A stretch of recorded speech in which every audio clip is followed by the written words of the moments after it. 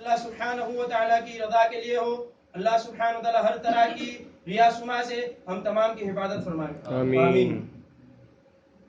سب سے پہلے ہر قسم کی تعریف و توصیف, عظمت و بڑائی, بادشاہی و بزرگی اس وحدہ لا شریک خالق کائنات اور مالک ارض و سما کے لیے لائق و زیبا ہے, جو اس تمام جہاں کا اکیلا تنہے تنہا پالنہار, مشکل کشا اور حاجت روا ہے, جس کے قبضہ قدرت میں ہم تمام کی جان ہے, اور وہ ذات مقدسہ ہر چیز پر قادر ہے. اللہ سبحانہ و تعالیٰ کی جتنی تعریفیں کی جائیں کم ہے. مختصر سی تعریف کے بعد بے شمار درود و سلام, رحمتیں اور برکتیں نازل ہو ان تمام انبیاء علیہ الصلوۃ والسلام کی مقدس جماعت پر, جن کو اللہ سبحانہ و تعالیٰ نے ہماری ہدایت کے لیے بھیجا ہے.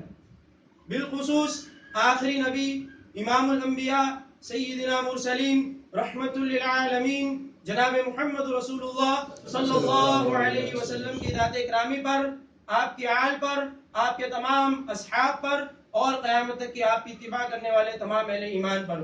اللہم صلی علی محمد وعلی آل محمد کما صلیت علی ابراہیم وعلی آل ابراہیم انک حمید مجید. اللہم بارک علی محمد وعلی آل محمد کما بارکت علی ابراہیم وعلی آل ابراہیم انک حمید مجید.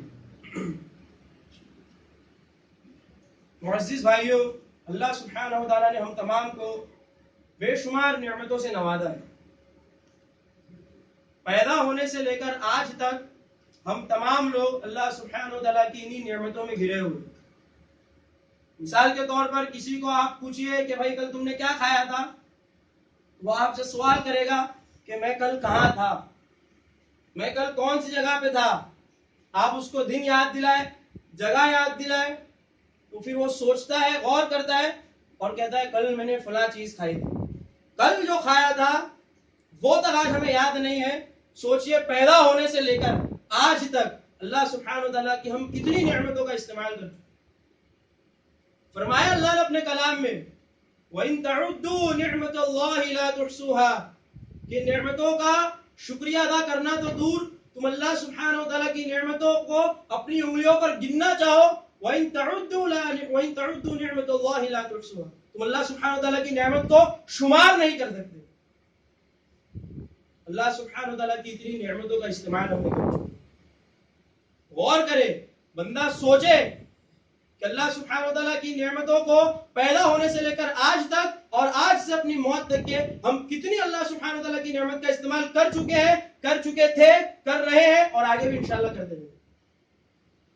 اللہ سبحانہ و تعالیٰ نے اپنے کلام میں مزید ارشاد فرمایا سنریہم آیاتنا فی الآفاق وفی انفسکم افلا تبصرون, کہ کیا تم تدبر نہیں کرتے, کیا تم غور نہیں کرتے ہماری نشانیاں اور ان زمین و آسمان دنیا جہاں میں تو اللہ سبحانہ و تعالیٰ کی بہت سی نشانیاں ہیں, لیکن اللہ نے فرمایا وفی انفسکم افلا تبصرون, کیا تم دیکھتے نہیں تمہارے نفس میں, تمہارے جسم میں, تمہارے اندر اللہ سبحانہ و تعالیٰ نے ایسی ایسی بیش قیمت اور بیش بہار نعمتیں رکھی ہیں. یہ آنکھ آپ دیکھ لیجئے اللہ سبحانہ و تعالیٰ کی کتنی بڑی نعمت ہے. یہ آنکھ دینے کے بعد قوت بینائی اللہ سبحانہ و تعالیٰ نے دی, ورنہ آج کتنے لوگ ایسے جن کی آنکھیں تو صحیح سلامت لگی ہوئی ہے لیکن وہ دیکھنے کی صلاحیت ان میں موجود ہے. آنکھ آپ دیکھ لیجئے, قوت بینائی دیکھ لیجئے آپ, اللہ سبحانہ و تعالیٰ کی کتنی بڑی نعمت ہے. اس سے جانیے, اس کو دیکھ کر اپنے اوپر آزمائیے کہ کیا اگر یہ بینائی ہم تک نہیں ہوتی تو کتنی تکلیف ہوتی ہے.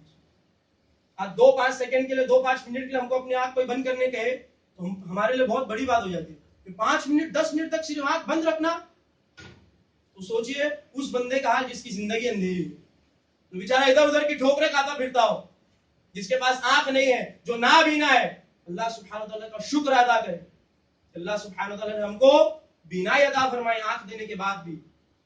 قوت سماعت دیکھ لیجیے آپ, سننے کی طاقت, اللہ سبحانہ تعالیٰ کی کتنی بڑی نعمت ہے. جانیے اس سے جس کے پاس یہ نعمت نہیں ہے, جس کو بیچارے کو کچھ کہنا پڑ رہا ہے تو وہ سن نہیں سکتا, اس کو لکھ کر دینا پڑ رہا ہے. پڑھنا لکھنا نہیں جانتا تو کیا کرے, کتنی تکلیف ہوگی ہم کو ہماری بات اس تک پہنچانے کے لیے. تو قوت سماعت, سننے کی طاقت اللہ سبحانہ تعالیٰ کی کتنی بڑی نعمت ہے. یہی ساری نعمتیں اللہ سبحانہ تعالیٰ نے ہم کو بتائی ہے. وفی انفسکم افلا تبصرون, کیا تم نہیں دیکھتے کیسی کیسی نعمتیں ہم نے تمہارے اندر رکھی ہے.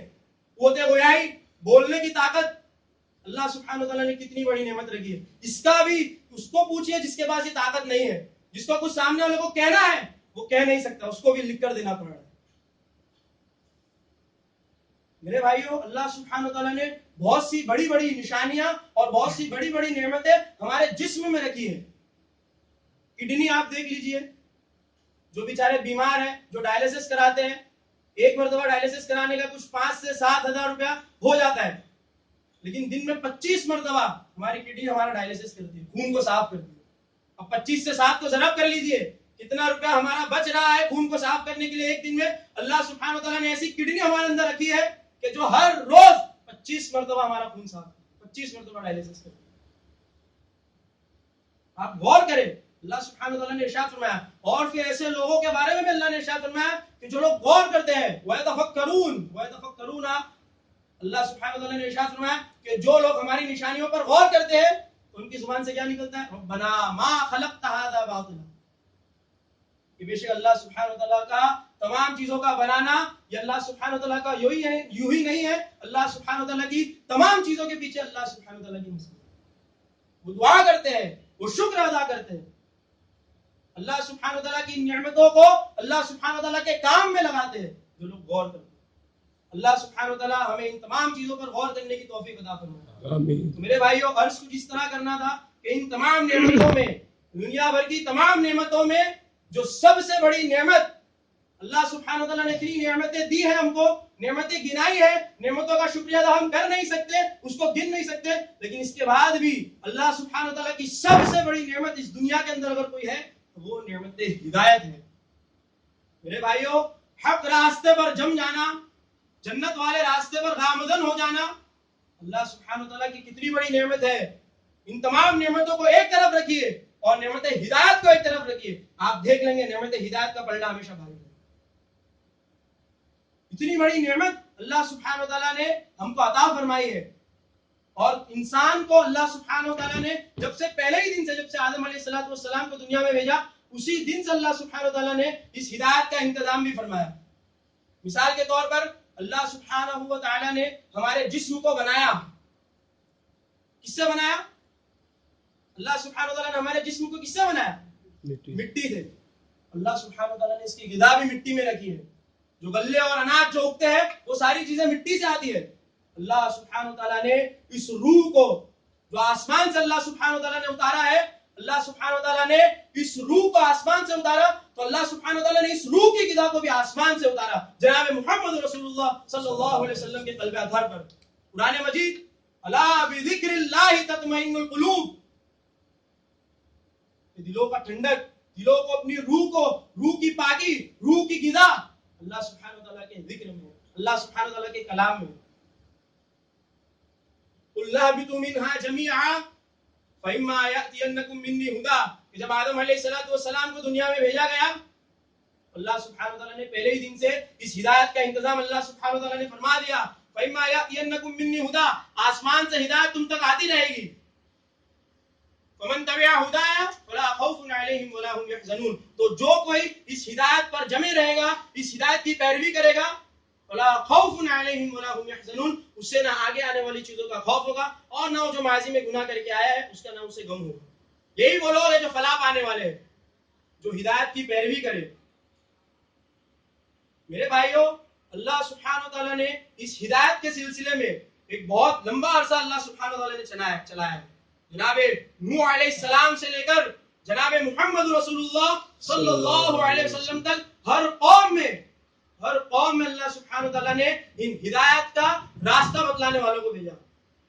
فرمایا اللہ نے اپنے کلام میں, وَلِكُلِّ قَوْمٍ ہاد, اور قوم میں ہم نے ایک ہادی بھیجا, اور ہادی کا کام کیا ہے؟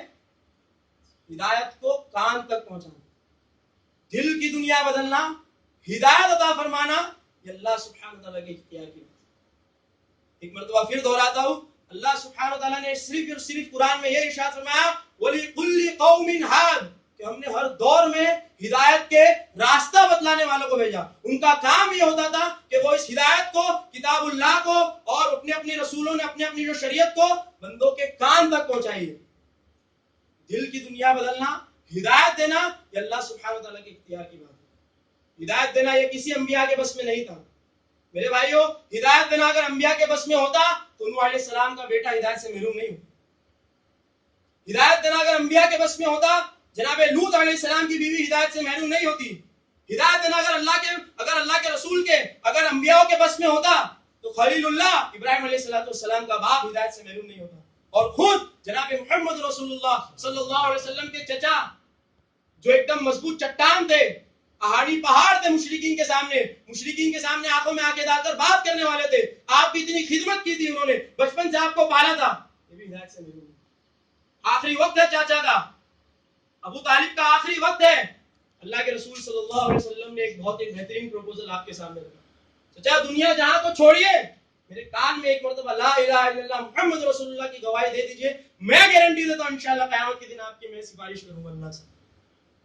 کیا کہا تھا چاچا نے, کیا کہا تھا ابی طالب نے, مجھے نار برداشت ہے, آڑ برداشت ہے. اللہ سبحانہ وتعالی ایسی آڑ سے ہماری حفاظت فرمائے جو حق ہونے کے بعد, معلوم ہونے کے بعد, اس کے بعد بھی ہم کو حق راستے پر جمنے نہیں دیتی. میرے بھائیوں یہ وہ آڑ ہوتی ہے, وہ جانتا ہے کہ اللہ سبحانہ وتعالی کے علاوہ اس کی بگڑی بنانے والا کوئی نہیں, اللہ سبحانہ وتعالی کے علاوہ اس کی مشکل کشائی کرنے والا کوئی نہیں, لیکن معاشرے کے ڈر سے, سماج کے ڈر سے, لوگوں کے ڈر سے کہ یہ کیا کہے گا, فلاں کہے گا تو 24 نمبر ہو گیا, فلاں کہے گا تو 2 درجن ہو گیا, فلاں الفاظ سے پکارا جائے گا, کوئی بات تک نہیں کرے گا, کوئی بیٹی نہیں دے گا, یہ سارے ڈر سے وہ اپنی آڑ کو دبا دیتا ہے. اور حق اس کو معلوم ہونے کے بعد بھی وہ اس حق پر جمتا نہیں ہے, جم نہیں پاتا ہے, یہ لوگوں کے ڈر سے. میرے بھائیوں یہ وہ آڑ ہوتی ہے. انتقال ہوتا ہے, اللہ کے رسول جناب محمد رسول اللہ صلی اللہ علیہ وسلم رنجیدہ ہیں, آپ کی آنکھوں میں آنسو ہیں کہ چچا بنا ہدایت کے چلے گئے. اللہ سبحانہ وتعالی نے تسلی بخش آیت نازل فرمایا اپنے نبی سے تسلی دیتے ہوئے فرمایا انک لا تہدی من احببت ولکن اللہ یہدی من یشاء, کہ میرے محبوب نبی, پیارے رسول, بے شک آپ بھی اگر کسی سے محبت کریں تو یہ آپ کے بھی اختیار میں نہیں کہ آپ اس کو ہدایت دے سکے. ہدایت دینا تو اللہ سبحانہ وتعالی نے کہا. میرے بھائیوں جہاں پر شرک کی 4 دیواریوں میں, شرک کے دلدل میں, بدعت و خرافات کی ان اندھیری گھاٹیوں میں اللہ سبحانہ وتعالی نے ہم کو ہدایت عطا فرمائی. اللہ سبحانہ وتعالی کی کتنی بڑی نعمت ہے. کبھی غور کرے اکیلے میں نماز میں ان چیزوں کو, ان باتوں کو غور کرے کہ اتنے لوگ تھے پھر بھی آج مدرسہ عائشہ میں ہم کیوں جمے, اس بستی میں اتنی جو ہے میجورٹی تھی پھر بھی اللہ سبحانہ وتعالی نے ہم کو کیوں اس حق کام کے لیے اللہ سبحانہ وتعالی نے چنا. میرے بھائیوں اللہ کے رسول صلی اللہ علیہ وسلم کی حدیث من یرید اللہ بہ خیرا یفقہہ فی الدین, کہ جس کے ساتھ اللہ سبحانہ وتعالی بھلائی کا معاملہ اختیار کرنا چاہتا ہے اسے اپنی دین کی سمجھ دیتا ہے, اسے ہدایت دیتا ہے, اسے اطیع اللہ و اطیع الرسول پر جمنے والا بنا دیتا ہے, اسے اللہ سبحانہ وتعالی اپنی ہدایت دیتا ہے. تو میرے بھائیوں اللہ کی توفیق سے الحمدللہ آج ہم یہ کہہ سکتے ہیں الحمدللہ کہ اللہ سبحانہ وتعالی کی صحیح معنوں میں, اللہ سبحانہ وتعالی کی عبادت اور صحیح معنوں میں رسول اللہ صلی اللہ علیہ وسلم کے طریقے پر آج ہم چلتے ہیں. اللہ سبحانہ وتعالی اسی ہدایت پر ہم تمام کو زندہ رکھے. اللہ سبحانہ وتعالی موت دے, اللہ سبحانہ وتعالی اسی ہدایت پر موت دے. ہمیں اکثر دعا کرنا چاہیے, اکثر کیا زیادہ سے زیادہ ہمیں دعا کرنی چاہیے, یا مقلب القلوب ثبت قلبی علی دینک, دلوں کے پھیرنے والے, یا مصرف القلوب, دلوں کے پھیرنے والے, میرے دل کو اپنے دین پر ثابت قدمی کے ساتھ جمائے رکھے. تو میرے بھائیوں یہی وہ ہدایت ہے جس کے تعلق سے پچھلی جو جمعے کے خطبے میں بھی آپ کو بتائی گئی تھی کہ صحیح معنوں میں ہدایت کیا ہے, اطیع اللہ و اطیع الرسول, اللہ سبحانہ وتعالی کی اطاعت کرنا صحیح معنوں میں. جو اللہ سبحانہ وتعالی نے حلال کردہ امور ہم پر عائد کیے ہیں اللہ سبحانہ وتعالی ہمیں اس پر جمنے کی توفیق عطا فرمائے. یہی حق صحیح معنوں میں یہی ہدایت ہے. اور رسول اللہ صلی اللہ علیہ وسلم کی اطاعت کرنا, جس نے رسول اللہ صلی اللہ علیہ وسلم کی اطاعت نہیں کی وہ یا اس نے اللہ کی اطاعت نہیں کی, کیونکہ ایک آیت میں اللہ نے ارشاد فرمایا من یطیع الرسول فقد اطاع اللہ, کہ جس نے رسول کی اطاعت کی اس نے اللہ کی اطاعت کی. اور یہی وہ فلا خوف علیہم ولا هم يحزنون, یہی وہ لوگ ہیں جو فلاح پانے والے ہیں, جنہیں نہ آگے کا کچھ خوف ہوگا مستقبل کا, اور نہ جو ماضی میں گناہ کر کے آئے ہوں گے ان کا انہیں کچھ ڈر ہوگا. تو میرے بھائیوں یہی کچھ عرض کرنا تھا. اللہ سبحانہ وتعالی سے آخر میں دعا ہے کہ جو ہدایت پر آج ہم جمع ہیں اللہ سبحانہ وتعالیٰ موت تک ہم کو اس ہدایت پر جمنے کی توفیق عطا فرمائے. اطیعوا اللہ و اطیعوا الرسول پر قابض رہنے کی ہمیں ہمیشہ زندہ رہنے جب تک ہم زندہ رہیں ہمیں اس پر قابض رہنے کی توفیق عطا فرمائے.